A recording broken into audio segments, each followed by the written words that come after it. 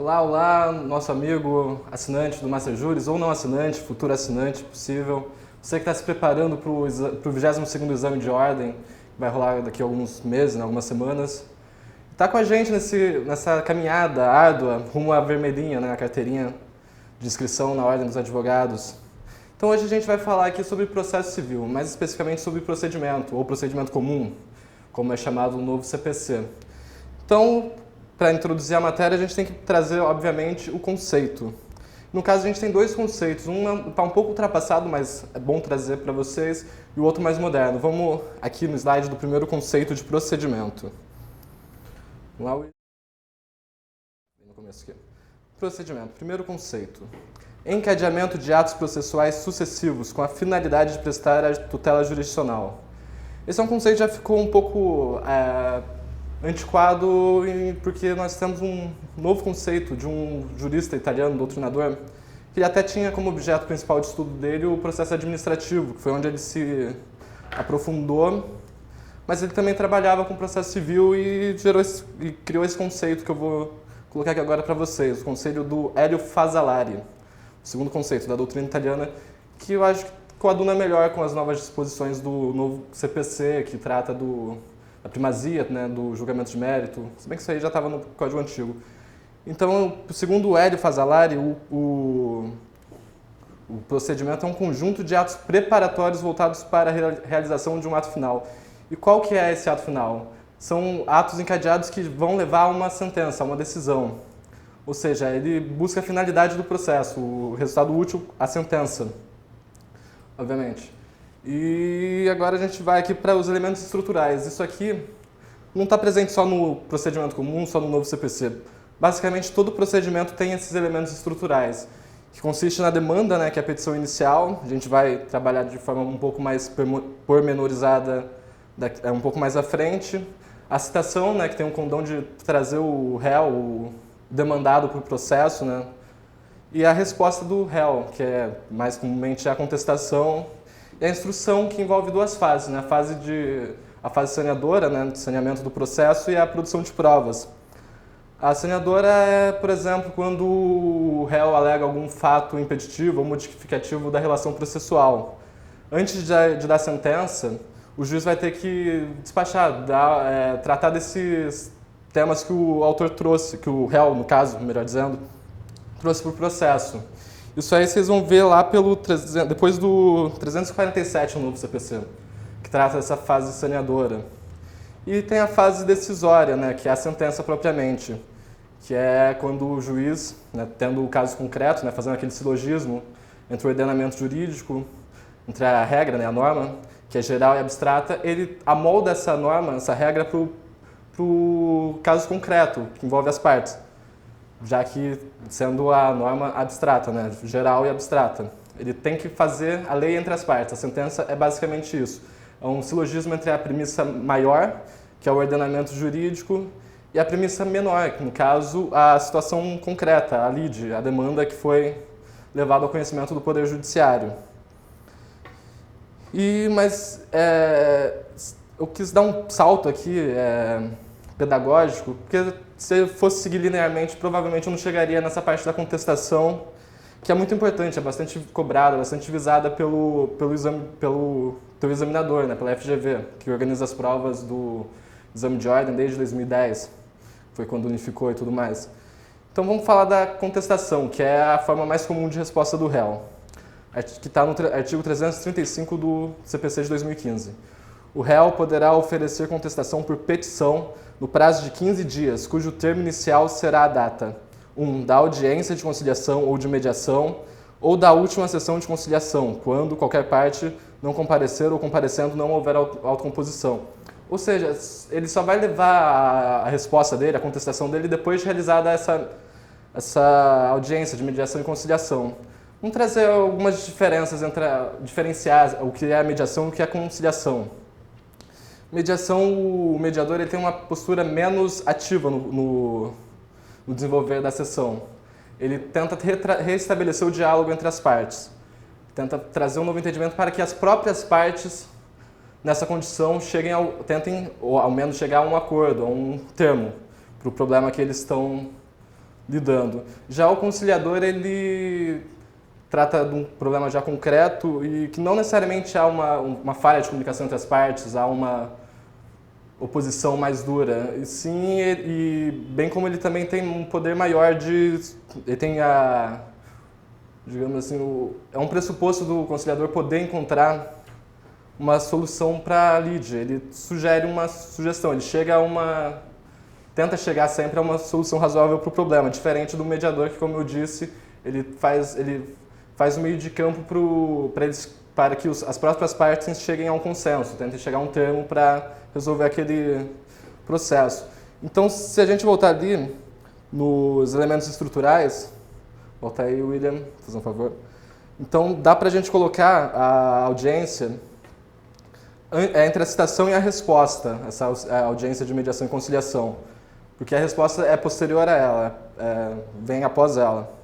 Continuando aqui na contestação, voltando mais uma vez, aliás, depois dando mais uma pincelada aqui no inciso 1º, esse prazo é só depois da audiência de conciliação e mediação que passa a correr, do último ato dessa audiência, porque eles podem ter, por exemplo, 2 audiências de conciliação, não chegam a um acordo no primeiro, mas não quer ir direto para a resposta, há ainda algo a ser discutido e fazem mais uma audiência de conciliação.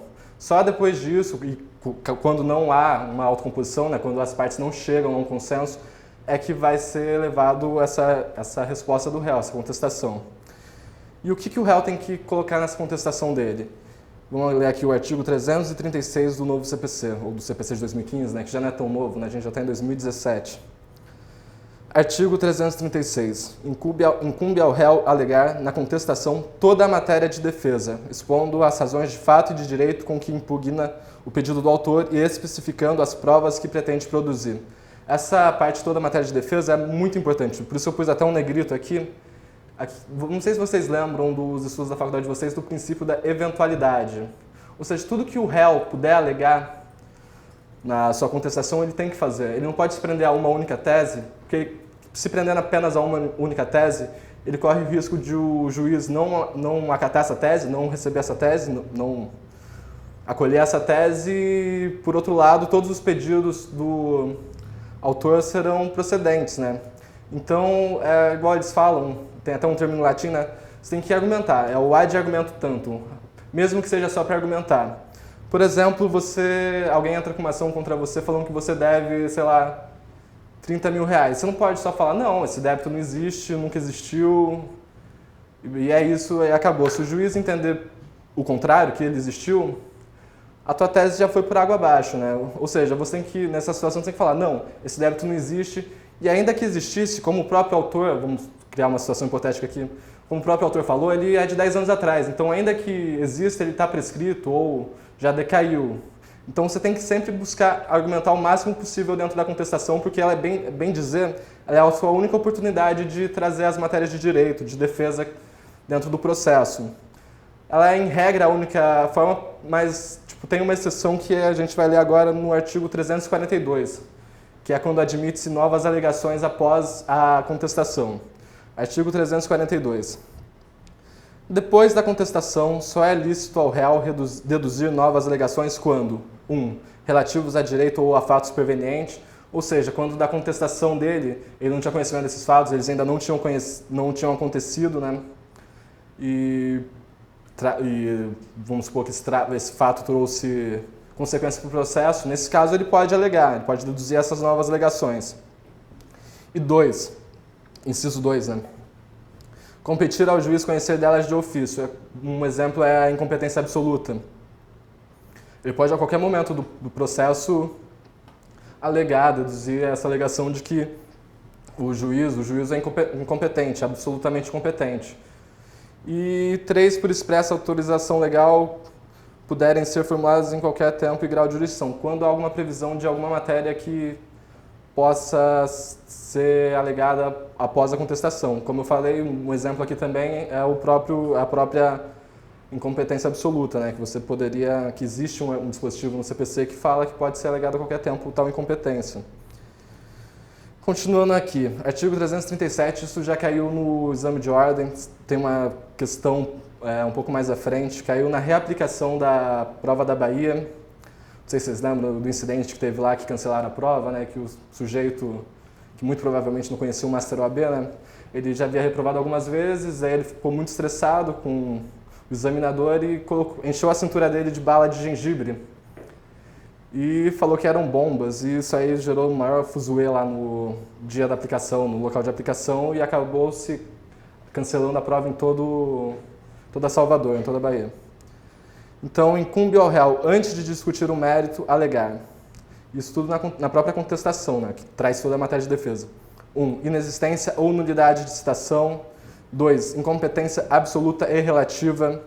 3. Incorreção do valor da causa. 4. Inépcia da petição inicial. 5. Perempção. 6. Litispendência. 7. Coisa julgada. 8. Conexão. 9. Incapacidade por parte, defeito de representação ou falta de autorização.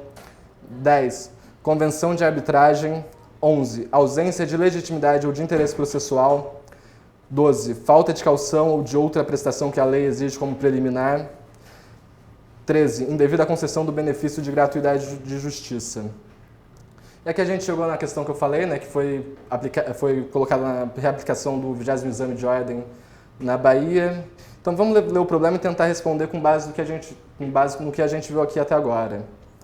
20º exame de ordem, reaplicação, Bahia. Abílio, advogado competente, recebe 2 citações de processos de seus clientes. Ao analisar as petições iniciais, bem como a distribuição dos processos, percebe que o processo A, que deveria ter sido ajuizado na comarca de Maré de Cima, o foi na comarca de Cipó do Mato, e que o processo B, que deveria ocorrer em uma vara de família, foi distribuído para uma vara civil. Abílio promete aos seus clientes que irá solucionar esses problemas. De acordo com o regramento do CPC de 2015, assinar a opção que indica o procedimento que ele deverá adotar. Vamos dar um tempinho aqui para vocês responderem, ver no chat o que a galera responde. Enfim, tem um delay aqui de 25 segundos entre eu falar e chegar até o seu computador, o seu... Oi? Avisa para eles que o material ainda não está no site, mas sim. que o vídeo está subindo, pode avisar. Enquanto a gente espera as respostas de vocês, eu gostaria de dizer que esse material que eu preparei para a monitoria de hoje vai estar dentro de alguns instantes, alguns minutos no site. A Yasmin acabou de me avisar que o desenvolvedor já está colocando lá e peço desculpa por não ter sido disponibilizado antes, mas dentro de alguns instantes vocês vão ter acesso a esse material e, se for o caso, atualizem a página e, em último caso, se não conseguir baixar por aqui, a gente vai colocar no grupo de estudo do Master OAB. Depois a Yasmin coloca o link para quem ainda não faz parte aí no chat para vocês. Gente, teve alguma resposta aí? Deixa eu ver aqui. Bem 8 semanas. Ih, vou ter que reconectar. Você tá falando que não deu tempo de ler as questões. Não deu tempo de Tem ler. como botar na tela? Tem como colocar aí, Williams? Deixa eu voltar aqui. F5. Ih, voltou tudo com começo, calma. Aí, Pronto. vamos lá, vamos ver. Agora deu, Letícia? Tá aí na tela? Então, a resposta está naquele artigo 337. Deixa o pessoal ler. Então, vou esperar vocês lerem com calma e a gente lê também junto as alternativas, depois a gente vai para o gabarito. Lê a questão de Enfim, vamos ler as alternativas, que eu já li o enunciado. A.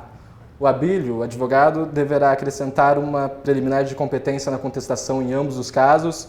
B. Redigir no processo A uma exceção de incompetência e, no processo B, uma preliminar de competência da contestação. C. Acrescentar ao processo A uma preliminar de incompetência na contestação e, ao processo B, uma exceção de incompetência. E D. Redigir uma exceção de incompetência em ambos os casos. A gente já teve alguma participação aí? Alguém já colocou, já riscou? Dá uma olhada no chat. Vamos ver o chat aqui. Estou sem o mouse, daí fica um pouco complicado manobrar o negócio. Manobrar o computador aqui. Também não consigo ver. Não tivemos muita participação. O João falou que ele entrar. Entrar. Então vamos ver se o João tá certo. João Beleite JR, Júnior, né? JR. Então vamos pro próximo slide aqui, daí já tá lá com a... Falou que é C? Então, tá certo o João que optou pela alternativa A. Acrescentar uma preliminar de incompetência na contestação em ambos os casos. Vamos voltar ali para o 337. 337, inciso 2. Incube ao réu, antes de discutir o mérito, alegar incompetência absoluta e relativa, preliminarmente na própria contestação, nesse caso. Você vê que a questão nem fala se é incompetência absoluta ou relativa a nada. Ela espera que o aluno saiba, só que se o aluno não souber, e tendo conhecimento desse inciso 2º do artigo 337, ele vai saber que em ambos os casos ele tem que fazer uma preliminar de contestação. Entenderam aqui esse ponto? E tem um outro dispositivo que também ajuda a responder essa questão, o artigo 64 do CPC de 2015, que está na parte de competência e jurisdição, né? Artigo 64. A incompetência absoluta ou relativa será alegada como questão preliminar de contestação. Aqui eu já falei boa parte do que eu queria falar sobre a contestação, indiquei o artigo que eu acredito que seja o que mais chame a atenção do examinador, né, que é o 337. E agora a gente vai, de fato, para o procedimento comum, iniciando pelo artigo 318 do novo CPC, do CPC de 2015. Primeiro a gente tem que lembrar que o Código de Processo de 2015 ele eliminou 2 procedimentos, né? Que era o... Quer dizer, 2 não, né? Um, que era o procedimento sumário. E praticamente ficou tudo como ordinário, só que com um novo nome, procedimento comum. E vamos ver a aplicação desse procedimento comum. Artigo 318 do CPC de 2015. Aplica-se a todas as causas o procedimento comum, salvo disposição em contrário deste código ou lei. O que é essa exceção que ele colocou aqui, salvo disposição em contrário deste código ou de lei? São os próprios procedimentos especiais que estão no novo CPC. Não lembro agora o artigo, mas acho que é a partir do 570, algo assim, né? Que fala, por exemplo, da ação monitória, consignação em pagamento. Então, como é um procedimento próprio, o CPC, igual a gente vai ver aqui no parágrafo único, ele aplica-se só subsidiariamente aos procedimentos especiais ou processo de execução. E quando que é aplicado subsidiariamente o Código de Processo Civil? Quando há lacuna, né, omissão, e quando é compatível. Então, isso tem que ser muito bem examinado. Porque, por exemplo, o procedimento dos juizados especiais, o sumaríssimo, né, que mantém-se no ordenamento jurídico, ele tem princípios próprios, como a celeridade, informalidade, e o novo CPC não tem o Código de Processo Civil não tem esses princípios, o CPC não fala em celeridade. Ele, quando fala, ele fala em duração razoável do processo. Porque um procedimento comum, um processo ordinário que corre na justiça, ele não necessariamente deve ou precisa ser rápido. Vale muito bem uma frase que eu estudei ainda na graduação de um professor de processo, que ele falou que devagar, que eu tenho pressa. Então, os atos processuais eles não podem ser atropelados, eles têm que ser concatenados, encadeados, de forma a gerar uma prestação eficiente e eficaz da tutela por parte dos órgãos jurisdicionais. Tudo bem? Então, eu acho que deu para falar um pouquinho sobre a subsidiariedade, né?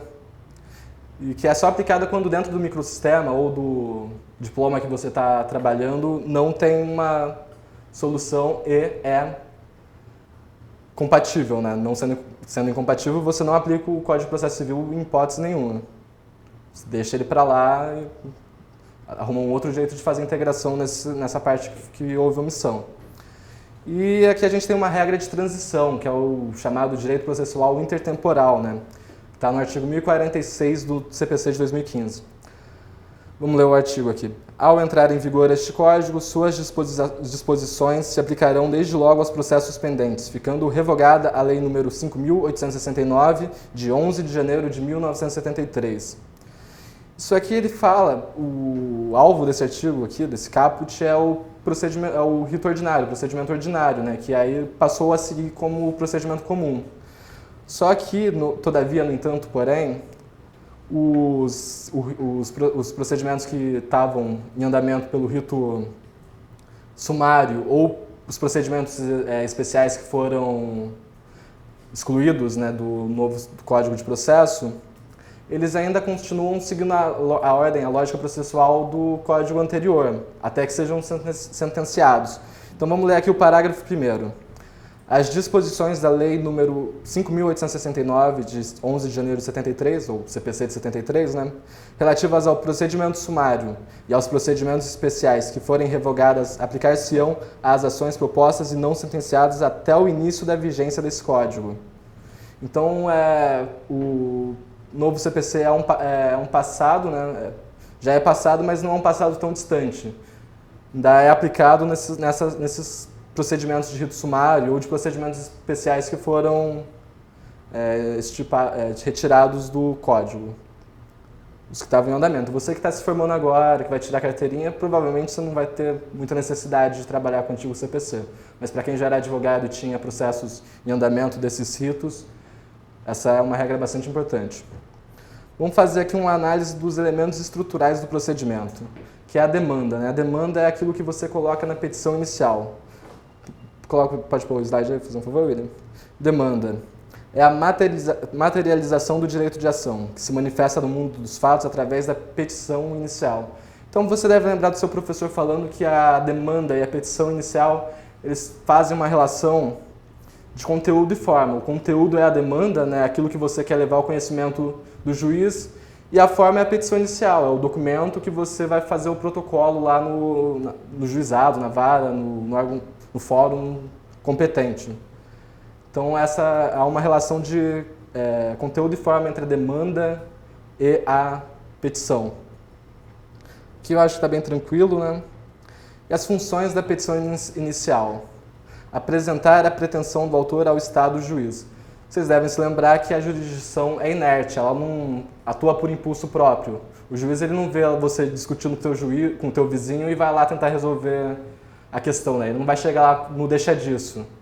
Você vai ter que ajuizar uma ação contra o seu vizinho, né? Se tiver tido algum direito violado, para só então essa ação chegar ao conhecimento do Poder Judiciário, do Estado juiz.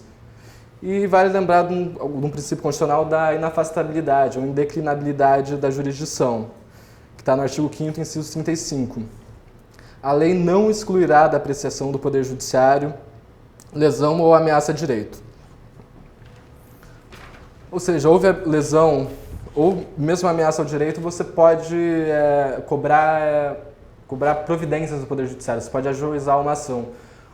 Já que estamos aqui falando de Constituição, um exemplo de ação preventiva, né, a ameaça de direito, é o próprio habeas corpus, que ele pode ser impetrado também de forma preventiva, quando a pessoa do impetrante está à iminência de ter seu direito de locomoção injustamente ameaçado, violado, direito de ir e vir e permanecer, né, direito de locomoção que é protegido, tutelado, né, tem como remédio constitucional o habeas corpus. E tem o artigo 140 do CPC de 2015, que também é bastante interessante. Tem até um artigo, acho que é o artigo 4º da LINDB, né, Lei de Introdução ao Direito Brasileiro, muito similar, que fala que o juiz não se exime de decidir sobre a alegação de lacuna ou obscuridade do ordenamento jurídico. Ou seja, o juiz não pode bancar a Glória Pires na entrega do Oscar, né? Ele não pode falar, não posso opinar. Ele tem que opinar, ele tem que dar um jeito de resolver aquela demanda. Ele vai ter que dar um jeito de integrar esse caso concreto ao ordenamento jurídico. Por exemplo, através da analogia, né, de situações semelhantes que ele possa aplicar, decidir de forma razoável, justa. Pode resolver, pode solucionar, pode decidir através da equidade também, né? Buscar a justeza da decisão, ser razoável, buscar a melhor sentença, a melhor decisão possível, a depender do direito que tiver sido colocado em jogo. Falamos aqui das funções da petição inicial, tem ainda uma outra função que é identificar a demanda, através de seus elementos, partes, pedido e causa de pedir, a fim de se aferir à existência ou à inexistência de litispendência, coisa julgada, conexão e perempção. A gente já tinha citado isso no artigo 337, né, que o demandado deve sempre alegar isso quando dá contestação, né? E agora a gente vai desmiuçar um pouquinho algumas desses elementos aqui, né, do que é a litispendência, a coisa julgada, a conexão e a perempção. Litispendência em coisa julgada e coisa julgada. Verifica-se a litispendência ou a coisa julgada quando se reproduz a ação anteriormente ajuizada. No caso da litispendência, é uma ação que ainda está em andamento, né? E a coisa julgada é aquela que já foi sentenciada, já transitou em julgado e já está cobertada pela autoridade da coisa julgada e, por óbvio, não poderia voltar a ser discutida, né, sobre os mesmos moldes, né, sobre a mesma parte, sobre o mesmo pedido, sobre a mesma causa de pedir, justamente por ter transitado em julgado. A conexão é quando tem a semelhança, né, vamos lá aqui. Reputam-se conexas duas ações ou mais ações quando lhe for comum um pedido ou a causa de pedir. Ou seja, faltou um elemento em comum, né, que é a parte, o autor. Mas sendo o pedido e a causa de pedir comum, a providência que nos indica esse artigo 55, acho que está no inciso 1º dele, é que essas ações, desde que nenhuma delas tenha sido sentenciada, que a mais nova se una à ação mais antiga, que elas sejam sentenciadas em conjunto, que haja uma decisão só para ambas as ações. E a perempção se dá quando o demandante dá ensejo à extinção do processo por 3 vezes, normalmente associada à ideia de abandono da causa. O Didier ele trata como um fato anexo à sentença a 3 sentenças fundadas no abandono da causa. E esse abandono tem que ser dado em razão, né? Tem que ter acontecido o próprio autor tem que ter dado causa a esse abandono. Então, se acontece 3 vezes, ele perde o direito de ajuizar uma ação que seja ele mesmo a parte, obviamente, que tenha a mesma causa de pedido e o mesmo pedido. E aqui os efeitos da petição inicial. Delimitar o objeto litigioso do processo. Tá o slide? Delimitar o objeto litigioso do processo. Aqui a gente já passa para o próximo processo. Trouxe uma situação aqui hipotética, para o próximo slide, aliás. Trouxe uma situação hipotética aqui para vocês. Imagine-se a seguinte situação. O autor requer o valor de 60 mil. Está lá no pedido dele, o valor da causa, 60 mil reais. E se o juiz decidir em dar 80 mil reais para o autor? Ele pode? Não, porque ele está adstrito. O pedido ele limita o objeto da ação. Também chamado de princípio da congruência ou adstrição. Congruência, adstrição ao pedido. Então, se ele pediu 60 mil, o mais razoável é que se dê 60 mil, que foi o que ele pediu. Dando 80 mil, o juiz está decidindo além do que foi pedido. Então, vai ser uma sentença ultra petita e, com certeza, caso seja proferida uma sentença dessa natureza, o réu vai alegar esse fato em recurso, né, na sede recursal, que tal sentença extrapolou o que foi pedido.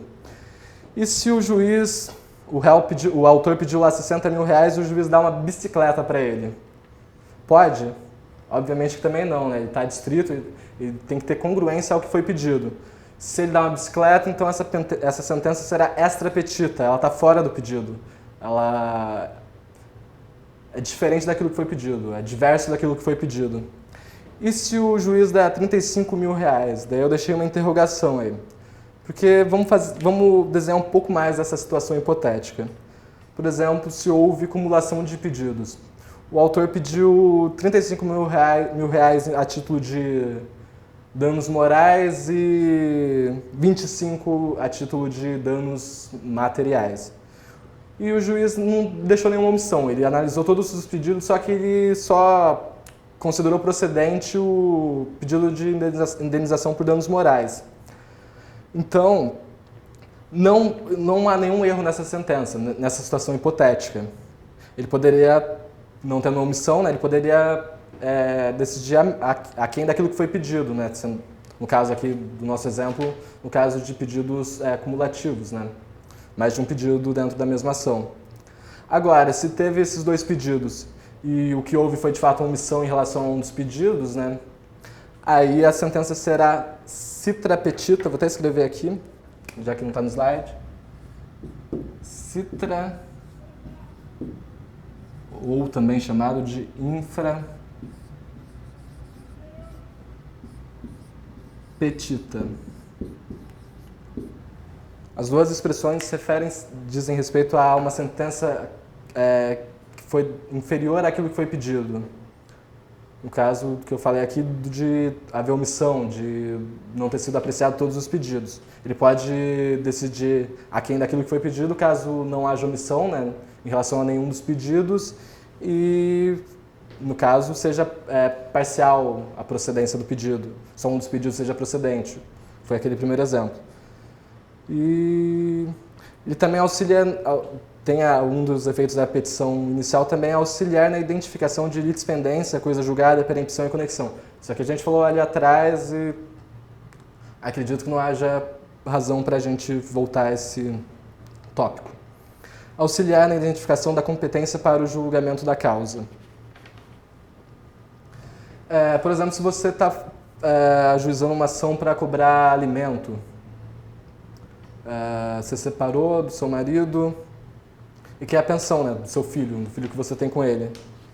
Então, como que a petição auxilia na identificação da competência? Se você está tratando de direito de família, você vai ajuizar na vara de família. Vai ser distribuído para a vara de família. Ou se for uma ação que tenha relação com o fisco, né, com um ente público, vai ser julgado pela vara de fazenda pública. Aqui acho que está ok, né? Podemos ir para o próximo. E auxiliar na identificação dos pressupostos processuais, o interesse de agir, a legitimidade das partes. O interesse de agir, eu gosto de dar aquele exemplo, por exemplo, quando alguém ajuiza uma ação de cobrança, né, com base numa ação de execução, né, com base num título extrajudicial, só que o juiz constata que não venceu esse débito, ainda está para vencer. O juiz vai indeferir, ele vai extinguir essa ação com base em quê? Na falta de interesse de agir. Ainda não venceu, então o autor não tem por que cobrar em juízo esse título. Depois que vencer, ele pode ajuizar uma ação cobrando isso. Então aqui a gente, passando aquele slide, vamos para o próximo tópico, que são os requisitos da petição inicial. Pô, vou chamar o professor aqui que está me dando a honra de assistir a minha monitoria, a um ídolo, né, de tantos concursandos e da galera que está prestando OAB. Dá um oi para vocês, o Leonardo Galardo, professor de penal e de processo penal aqui do Master OAB e também do Master Juris. Dá um oi aqui, professor. Oba. Nosso... E aí, gente, tudo bem? Como é que vocês estão? Estão aqui perto do microfone. Dá para ouvir, dá para ouvir, né? Estão aqui em excelentes mãos, aqui estão perfeitos, tranquilos em relação aos requisitos da inicial, é CPC, mas... CPC, né? Estão em excelentes mãos. Eu até fico um pouco de medo de falar nessa parte tão de procedimento, que ela é muito ligada à ideia de teoria geral do processo, né? Esse estudo de procedimento.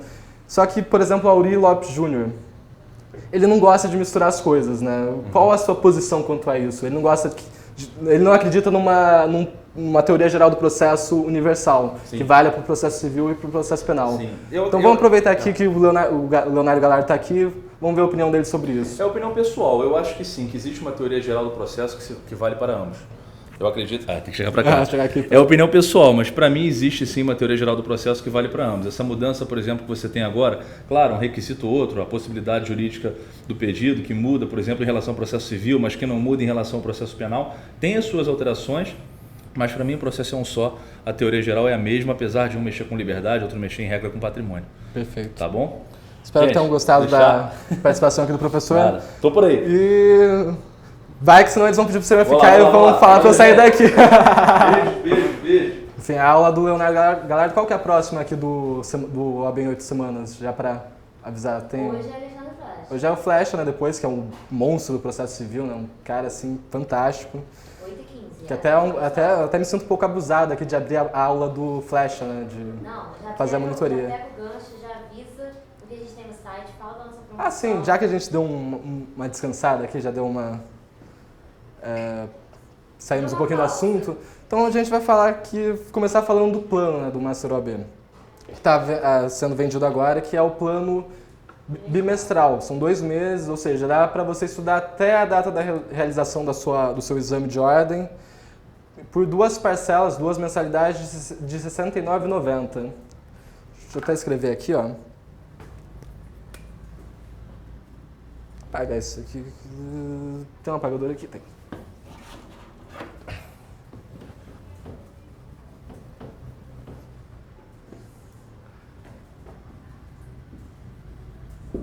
Assinatura. Letra linda, né? Não tá legal. Bimestral. 2 vezes de R$ 69,90. Essa assinatura ficou horrível. Enfim. E que é tempo suficiente para você prestar a sua primeira fase do exame de ordem. E é um preço que, honestamente, você não vai encontrar na concorrência. Isso é um preço, assim, muito atraente, principalmente levando em consideração o tanto de material que a gente oferece para vocês, que a gente tem o raio-x das provas anteriores, né, que é uma análise estatística sobre os temas mais cobrados, com o fim de direcionar melhor o estudo de vocês para os temas mais relevantes. Tem os cadernos de exercícios. Aliás, eu tenho que fazer um parênteses aqui que a resolução de exercício eu acho que é um dos principais meios, uma das principais formas de se preparar para o exame de ordem.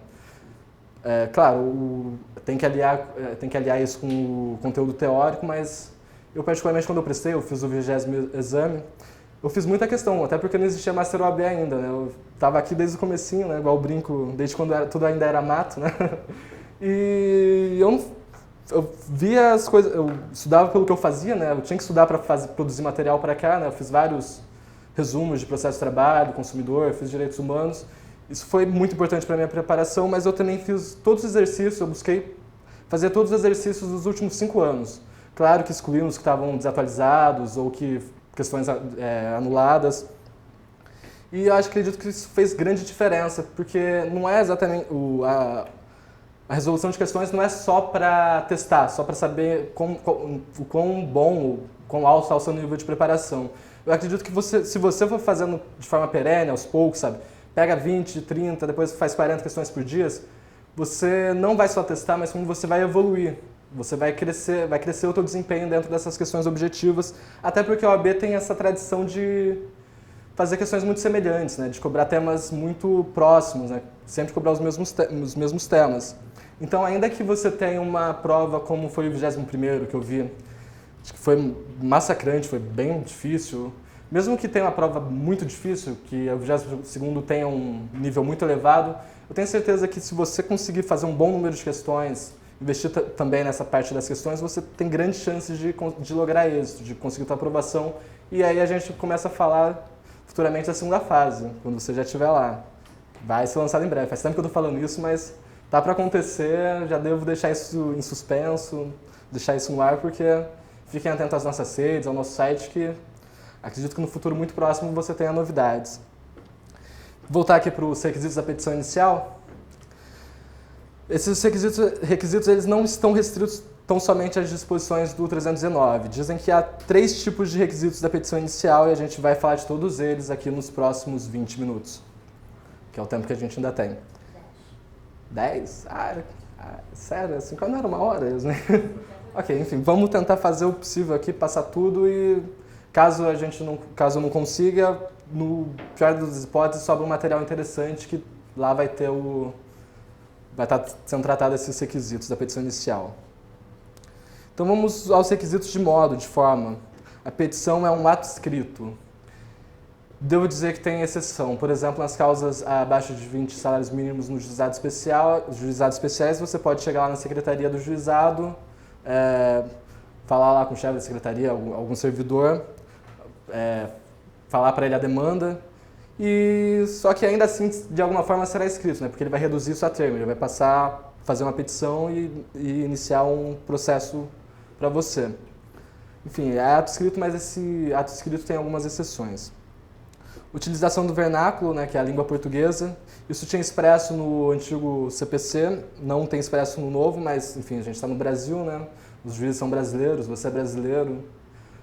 É razoável que você faça uma petição em português, até porque o processo, via de regra, ele é público, né? Todas as pessoas que tenham acesso a ele têm que entender o que consta do processo, o que está lá dentro do processo. E datada, isso aqui eu coloquei um asterisco porque o único que defende é o Fred Didier, que é um requisito assim, eu acho que é mais questão de estilo que um requisito propriamente. Eu acho que é bonitinho lá no final da redação, da petição, você colocar, né, sei lá, Rio de Janeiro, 7 de fevereiro de 2016, não custa nada. Mas, por exemplo, tem muita gente que trabalha no esquema do copia e cola. Às vezes você fez uma petição que você copiou grande parte de uma outra e esqueceu de mudar a data. Isso vai te trazer algum grande prejuízo? Não, porque quando você distribui uma ação, distribui sua petição, faz o protocolo, lá naquele protocolo, na vara, vai ter vários números lá, né, os números de protocolo, e em algum momento vai ter a data e dependendo do fórum vai ter até a hora que você fez o ajuizamento da ação, que você fez o protocolo. Então é um certo preciosismo encarar a data na petição como um requisito de modo. Só o Fred Didier que defende isso. Enfim, é um dos grandes processualistas da atualidade. Ajudou até, né? Foi um dos coordenadores do novo CPC na Câmara, não lembro se foi na Câmara ou no Senado, mas enfim, não é tão relevante. E assinada, esse assinado é por quem possui capacidade postulatória. No caso, quem é advogado. Aqui também tem exceção, por exemplo, na Justiça do Trabalho, né, que o próprio empregado e o empregador podem fazer uso do jus postulandi, né, de postular em nome próprio, bem também como as ações inferiores a 20 salários mínimos do JEC. Enfim, e aqui acho que a gente já falou o suficiente sobre esses requisitos de modo, de forma. Não há nada muito relevante, é um conhecimento útil para você, mas para a OAB dificilmente vão cobrar algo tão específico. E aqui a gente chega nos requisitos estruturais ou intrínsecos, esse sim do 319. Aqui eu trouxe a redação do 319, a petição indicará. Indicará, você vê que ela é bem taxativa, né? Ela não fala deverá indicar, poderá indicar, não, ela indicará. São requisitos estruturais, então eles têm que constar.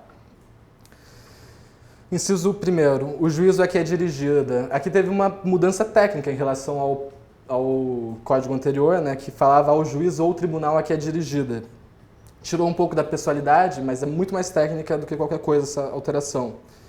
E há quem defenda que na prática, né, houve mudanças, né, que você teria que indicar endereçar a sua petição, por exemplo, para o meritíssimo juízo, tal. Quem defende que, de fato, houve uma mudança relevante, faz isso, endereça para o meritíssimo juízo, por exemplo, uma das formas. Eu não gosto porque o juízo é, sei lá, um prédio, é um órgão inanimado, né? Então quem vai analisar teu pedido é o juiz. Então eu ainda, não sei se é um certo conservadorismo da minha parte, mas eu acho mais razoável indicar o excelentíssimo senhor doutor, ou só senhor, né, doutor, acho que já é um pouco exagero, excelentíssimo senhor, juiz de direito da comarca, da vara federal, da tal vara, entendeu? Aqui, então, é só essa pincelada na mudança que teve, que há quem defenda que foi relevante, que tenha efeitos na prática, e há quem defenda que não. Eu, particularmente, estou mais junto a esses. E segundo, aqui foi uma mudança bem grande e bastante relevante na qualificação das partes, né, de quem ingressa ou de quem está no polo passivo da parte, que é a indicação dos nomes, dos prenomes, do estado civil, a existência de união estável. Isso aqui já é uma novidade, né, porque alguns processos você precisa da autorização do cônjuge, por exemplo, e passou a fazer essa exigência. A profissão, o número de inscrição do cadastro de pessoas físicas, isso é uma mudança, uma inclusão muito importante, né? O que se protege com esse requisito, né? Com essa exigência de indicação do cadastro de pessoa física, ou do CPF ou do CNPJ, no caso de pessoa jurídica? Você protege o homônimo, aquela pessoa que tem o mesmo nome que a outra, por exemplo. Quantos Josés da Silva tem no Brasil? Tem mais José da Silva do que gente no Brasil, né? Desculpa a brincadeira. Então, quantos João Ribeiro, quantos Rómulos Teixeiras devem ter, né? Então, essa indicação do CPF cumpre principalmente essa função de proteger os homônimos, pessoas com nomes iguais. O endereço eletrônico, né, o e-mail, isso no caso da Fazenda Pública, por exemplo, os órgãos públicos já estarão todas cadastradas e caberá ao advogado também manter um cadastro ativo com endereço atualizado. E essa questão do endereço eletrônico é importante, mas eu acredito que isso não deveria ser enviado direto para o e-mail pessoal do advogado ou da parte. Isso deveria ser algo num sistema intranet. Porque eu mesmo vejo lá nos meus spams, tem vários e-mails de você precisa comparecer ao juizado, não sei o quê, e é tudo mentira, é tudo spam, é tudo vírus, sabe? Então acaba gerando uma certa insegurança você receber intimação por e-mail, esse tipo de coisa. Eu, particularmente, acho que isso deveria ser mantido no sistema de intranet, dos próprios tribunais, enfim, mas isso é só a minha posição. O domicílio é a residência do autor e do réu, isso é óbvio, para ele ser intimado, para ele ser citado, para ele receber as intimações, tudo mais, então aqui não tem grande mistério. E eu coloquei o parágrafo 3º que, por exemplo, sei lá, você bateu o seu carro, pegou o cartãozinho do sujeito, mas o telefone não atendeu mais, ele nunca mais atendeu o telefone, você não chegou nem perto de pedir o CPF dele. Você vai deixar de ajuizar essa ação? Não, né? Então vamos ler aqui o parágrafo 3º, que trata também da cooperação jurisdicional e do auxílio do juiz às partes também, né? Parágrafo 3º. A petição inicial não será indeferida pelo não atendimento ao disposto no inciso 2º, que a gente acabou de ler, deste artigo, se a obtenção de tais informações tornar impossível ou excessivamente oneroso o acesso à justiça. O juiz aí não vai querer parar o processo, interromper a marcha processual, até que você consiga ter todas essas informações. Então, ou ele ajuda, né, ou ele colabora, manda ofício, ajuda, sei lá, isso deveria ser um trabalho seu, na verdade, mandar ofício e tudo mais, mas ele não pode interromper essa marcha processual por algo que talvez esteja fora do seu alcance conseguir, né, essas informações pessoais do réu. Então, por vezes, essas informações podem ficar de fora, até que seja possível localizar o réu e trazer essas informações para o processo. Aqui está o fato e os fundamentos jurídicos. O fato é aquilo que aconteceu de fato, né? A síntese dos fatos, né? O acontecido, você vai narrar a novelinha. E o fundamento jurídico é o fulcro, né? A base legal. Base legal não é uma boa palavra, mas é a tese jurídica que você vai fazer para defender o seu direito, né, provar o seu direito. Eu falei que base legal não é legal porque fundamento jurídico não se confunde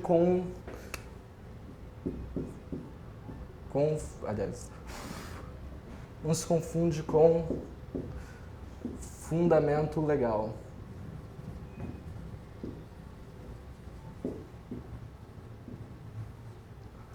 Fundamento legal é propriamente o artigo que você usaria para balizar a sua ação, a sua causa. E o fundamento legal, a indicação do artigo, ele não é um requisito. Então você está querendo dizer para mim que não precisa indicar o artigo na petição? É exatamente o que eu estou querendo dizer, não é um requisito da petição inicial. Porque vigora o princípio da iura novit curia, né, que é o juiz conhece o direito. A classificação jurídica, quem faz no processo é o juiz. Então, para a OAB, quem vai fazer a segunda fase, é ótimo indicar os artigos, eu recomendo, que o examinador pode levar isso em consideração, mas na prática não é um requisito, não é obrigatório você indicar os artigos. Você pode fazer uma petição inteira sem indicar um artigo. Não vai ter problema nenhum, porque não é um requisito. E há quem defenda, alguns radicais que defendam que, por exemplo, se você indicar, o juiz estaria vinculado a decidir com base nos artigos que você indicou.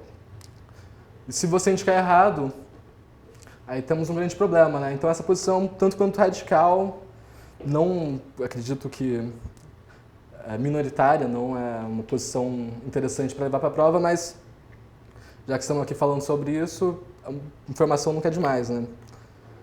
Então, o fundamento legal não é um requisito. Já o fundamento jurídico, né, a tese jurídica sua é um requisito que você deve falar. Muita gente coloca separado, né, o fato e depois faz um parágrafo para os fundamentos. E há quem faça junto também, não há nenhum problema nisso. Eu quando faço alguma coisa nesse sentido, eu coloco junto porque eu acredito que o fato naturalmente leva ao fundamento jurídico. Então, para mim, ao menos para mim, eu não vejo grande utilidade em dividir. Mas, sei lá, na prova da OAB eu fiz diferente. Eu coloquei os fatos, depois coloquei os fundamentos. Porque eu estava sendo examinado, obviamente.